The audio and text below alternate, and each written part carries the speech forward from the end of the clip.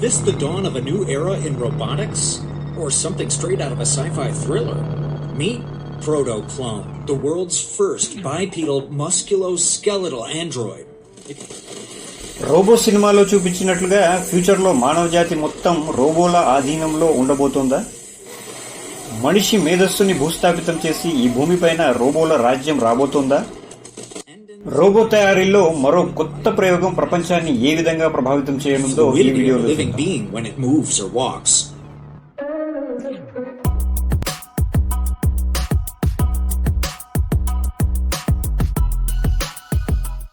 ప్రపంచంలో ఇప్పటి వరకు అనేక రకాల రోబోట్స్ ని తయారు చేశారు. స్పేస్ రోబోట్స్ ఇవి అంతరిక్షంలో అన్వేషణ మరియు పరిశోధన కోసం రూపొందించబడ్డాయి.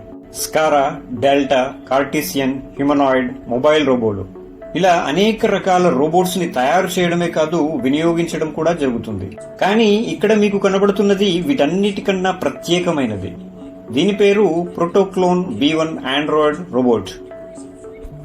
అచ్చం మనిషి మాదిరిగానే అస్థిపంజరము, కండరాలు, అవయవాల కదలికలను అనుకరించే విధంగా తయారు చేయడం జరిగింది. దీనిని క్లోన్ రోబోటిక్స్ అనే రష్యన్ కంపెనీ డెవలప్ చేసింది. Protoclone is a bipedal musculoskeletal android, meaning it's a humanoid robot designed to mimic human anatomy and movement, specifically with a focus on replicating the human skeleton and muscle system. దీనిని మానవ శరీరంలోని కండరాలతో పోలి ఉండే మయో fibres ని ఉపయోగించి 1000కి పైగా కృత్రిమ కండరాలను, ఎముకలను తయారు చేయడం జరిగింది. మనకి ఎముకలకు మధ్యలో ఎలా కీళ్ల సహాయంతో చేతులను, కాళ్లను ఫోల్డ్ చేస్తామో అదే విధంగా ఈ రోబోట్ కూడా చేయగలదు. మనిషి శరీరం ఎలాగైతే తేలికగా, ఫ్లెక్సిబుల్ గా అన్ని వైపులా వంగగలదో అంతే ఫ్లెక్సిబుల్ గా పనిచేసేలా దీన్ని తయారు చేశారు. దీంట్లో 500 సెన్సార్లను అమర్చారు.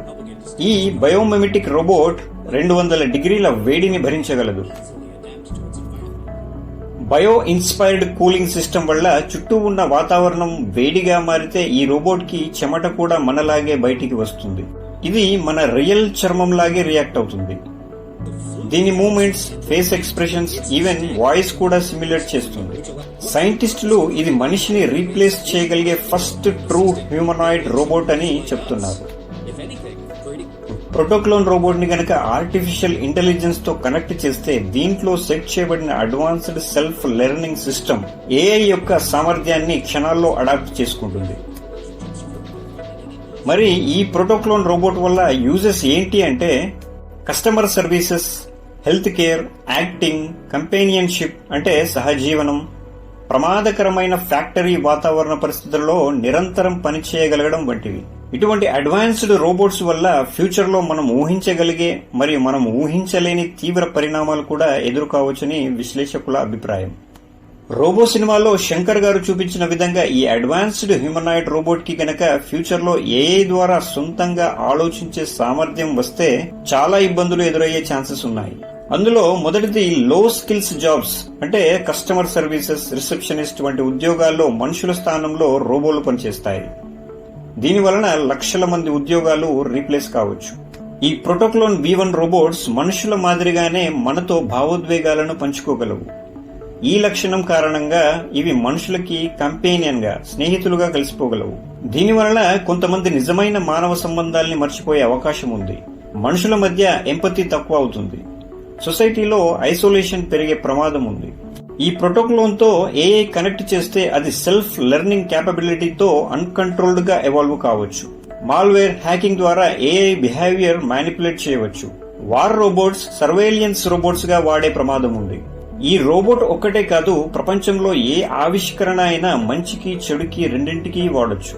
కేవలం చెడుని మాత్రమే చూసుంటే ప్రపంచంలో ఇన్ని ఆవిష్కరణలు జరుగుండేవి కావు. ఇంత అభివృద్ధి సాధ్యమయ్యేదే కాదు.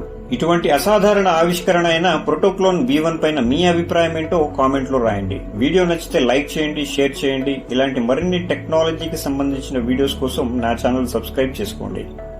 Thanks for watching.